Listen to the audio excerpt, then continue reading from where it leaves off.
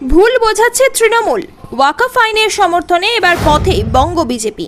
ওয়াকফ সংশোধনী আইন ঘিরে রাজ্যের একাংশে অশান্তি চলছে। বস্তুত সংখ্যালঘুদের সিংহভাগই মোদী সরকারের এই সিদ্ধান্তে অখুশি। এই আবহে এই আইনের ইতিবাচক দিকগুলি তুলে ধরতে রাজ্য জুড়ে পথে নামতে চলেছে বিজেপির সংখ্যালঘু মোর্চা। দলের কেন্দ্রীয় নেতৃত্বে সংখ্যালঘুদের ওয়াকফ বোঝাতে আসরে নামছে বিজেপি।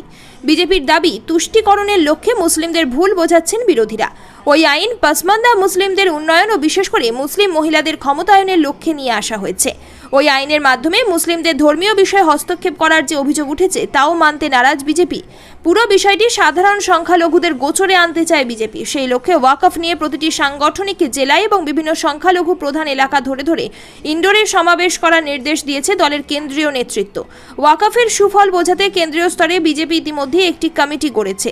জেপি নাড্ডার নেতৃত্বাধীন সেই কমিটি দ্রুত বঙ্গে আসবে। সেই কমিটি বঙ্গের সংখ্যালঘু নেতাদের সঙ্গে আলোচনার মাধ্যমে রণকৌশল ঠিক করবে। বিজেপির সংখ্যালঘু মোর্চার রাজ্য সভাপতি চার্লস নন্দী জানিয়েছেন, ওয়াকফ নিয়ে মহল্লায় মহল্লায় গিয়ে গরিব মুসলমানদের সচেতন করার চেষ্টা করবে বিজেপি। দরকারে ছোট ছোট ইনডোর সমাবেশও হবে। বিজেপির কেন্দ্রীয় নেতৃত্বের বক্তব্য, সংখ্যালঘুদের এই বিষয়ে অবহিত করা এবং ওয়াকফের পক্ষে বাতাবরণ তৈরি করা সংখ্যালঘু মোর্চার দায়িত্ব।